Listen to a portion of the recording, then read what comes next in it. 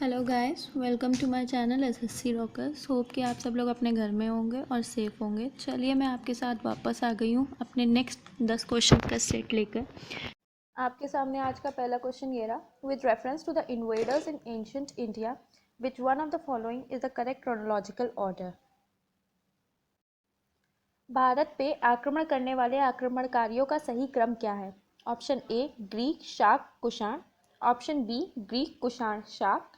Option C शाक, Greek, Kushan. या फिर ऑप्शन डी शक, कुषाण या फिर ग्रीक। चलिए बढ़ते हैं इसके आंसर की तरफ। तो इसका आंसर है that is option A Greeks, Shakas and Kushans.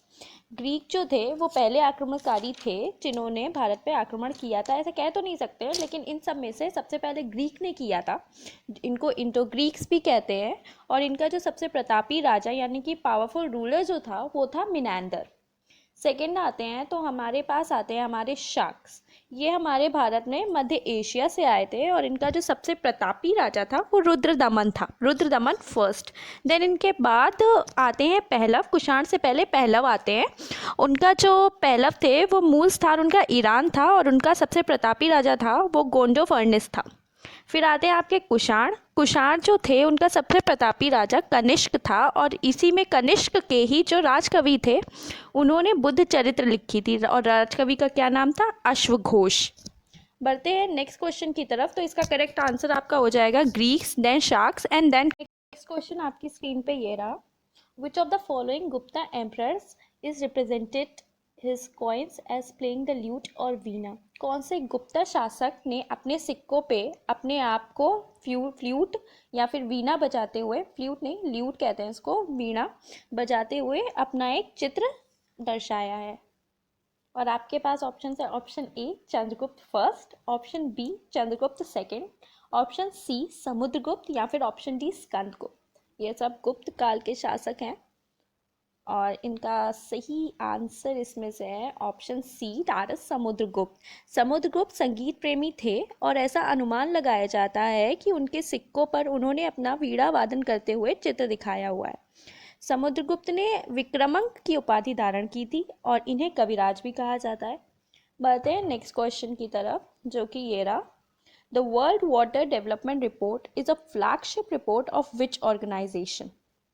जो वर्ल्ड वाटर रिपोर्ट है वो किस ऑर्गेनाइजेशन द्वारा निकाली जाती है? और आपके सामने आपके ऑप्शंस हैं। Option A UN environment programme, option B global water intelligence, option C UN water या फिर option D international water association. इसका करेक्ट आंसर है आपके साथ यूएन वाटर। यूएन वाटर जो एसोसिएशन है इसका फुल फॉर्म है यूनाइटेड वाटर एसोसिएशन, जो कि वाटर सैनिटेशन इश्यूज़ पे काम कर रही है। इसका हेडक्वार्टर है आपका जेनेवा, स्विट्ज़रलैंड में। चलिए इसके साथ आप ये बताइए मुझे कि यूएन यानी कि यूनाइटेड नेशंस का हेडक्वार्टर कहाँ है और ये कब स्टैब्लिश्ड हुआ था? इसका आंसर ये है कि यूनाइटेड नेशंस का जो हेडक्वार्टर है वो न्यूयॉर्क सिटी में है और इसको इस्टेब्लिश्ड किया था 24 अक्टूबर 1945 में, सेकेंड वर्ल्ड वॉर के बाद। और प्रेजेंट में इसकी सेक्रेटरी जनरल जो है वो एंटोनियो ग्यूटेरेस है। चलिए बढ़ते हैं नेक्स्ट क्वेश्चन की तरफ जो कि ये रहा। Which organization launched the money app to help visually challenged people in identifying the currency notes? चलिए तो इसका आंसर आपके सामने ये रहा आरबीआई। आरबीआई ने एक ऐप लॉन्च करी है जो कि जो नेत्रहीन व्यक्ति हैं यानी कि नेत्रहीन पीपल हैं यानी कि लोग हैं उनके लिए वो आसानी से नोट वगैरह आइडेंटिफाई कर सकते हैं। मनी का फुल फॉर्म है मोबाइल एडेड नोट आइडेंटिफायर और ये अभी हाल ही में जनवरी में लॉन्च हुई है। चलिए बढ़ते हैं नेक्स्ट क्वेश्चन की तरफ। That is this one. Which three banks have been merged into a single entity as the second largest public sector bank?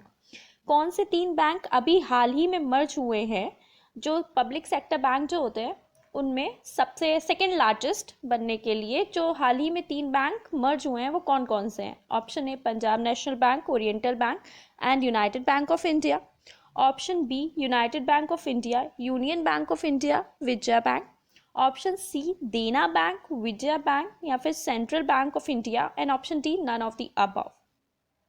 चलिए बढ़ते हैं इसके आंसर की तरफ। तो इसका आंसर है आपका option A, Punjab national bank, oriental bank of commerce, United bank of India. ये तीनों अभी हाल ही में एक साथ मर्ज हुए हैं और इन्होंने second largest public sector bank बनाया है। तो भाई फर्स्ट नंबर पे कौन है? फर्स्ट नंबर पे है हमारा SBI. SBI bank public sector banks में फर्स्ट नंबर पे है।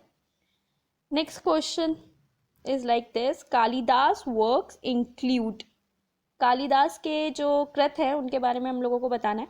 आपके सामने ऑप्शंस है, अभिज्ञान शकुंतलम, ऑप्शन 2 मेघदूतम, 3 रघुवंशम, मालविका अग्निमित्रम, ऋतु संहारा, 6 कुमार संभव। इनमें से कौन से कालिदास द्वारा रचित हैं वो आपको बताना है। आपके सामने ऑप्शन ये रहा, option A first, second, third and fourth, that is Abhijnana Shakuntalam, Meghadutam, Raghuvamsham या और फिर Malavikagnimitram. Option B first, second, fourth, fifth and sixth, that is Abhijnana Shakuntalam, Meghadutam, Malavikagnimitram, fifth is Ritusamhara and sixth is Kumarasambhava. Option C is like first, third, fourth and fifth. Fourth is Malavikagnimitram, third is आपका Raghuvamsham, fourth is वही and fifth is Ritu संहारा। Option D is all of them. तो इसमें आपका option D आ जाएगा। ये सारे के सारे कालिदास द्वारा रचित हैं और कालिदास आपके चंद्रगुप्त सेकेंड यानी कि विक्रमादित्य जो गुप्त राजा थे उनके शासनकाल में थे और ये बहुत महान कवि थे। इनकी स्टोरी आपने सुनी होगी, पत्नी ने धक्का मार दिया था, जुबान वुबान कट गई थी, ईगो में आ गए थे, एटीट्यूड में आ गए थे, then he became the greatest poet and for now we all उनकी सारी किताबें पढ़ते हैं, उनको बहुत मानते हैं। नेक्स्ट क्वेश्चन इज आपके सामने ये रहा, the greatest Chola king in the dynasty of the Cholas of Thanjavur was. सबसे जो महान प्रतापी चोल किंग थे वो कौन से थे? आपके सामने आपके ऑप्शन है, परंतका, बी राजा राजा चोला फर्स्ट, सेकेंड राजेंद्र फर्स्ट या फिर कुलोतुंगा। और इसका आंसर है आपके पास ऑप्शन बी, दैट इज राजा राजा चोला। जो राजा राजा चोल थे वो चोल डायनेस्टी के सबसे प्रतापी राजा हुआ करते थे।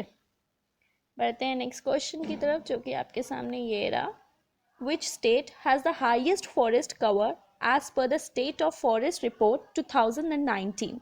आपके सामने आपके ऑप्शन है, option A Jharkhand, option B Madhya Pradesh, option C Uttar Pradesh या फिर ऑप्शन डी मेघालय। इसका सही आंसर आपके पास है option B, that is Madhya Pradesh. जो हाईएस्ट फॉरेस्ट कवर है वो हमारे मध्य प्रदेश में है, डैट इज़ 31%। और ये अभी अभी पता चला है एंड देन उसके बाद अभी भी क्या पता चला है, इसकी अभी रिपोर्ट आई है तो उसमें 31% आया है। जो फॉरेस्ट होना चाहिए किसी स्टेट में या किसी जगह पर वो 33% होना चाहिए। मध्य प्रदेश को हम लोग हार्ट ऑफ इंडिया कहते हैं और इसका कैपिटल स्टेट भोपाल है। चलिए बढ़ते हैं नेक्स्ट क्वेश्चन की तरफ, that is the Veda which is partially a prose work. माने कि एक ऐसा वेट जो आधा गद्य है और आधा पद्य है, वो कौन सा है?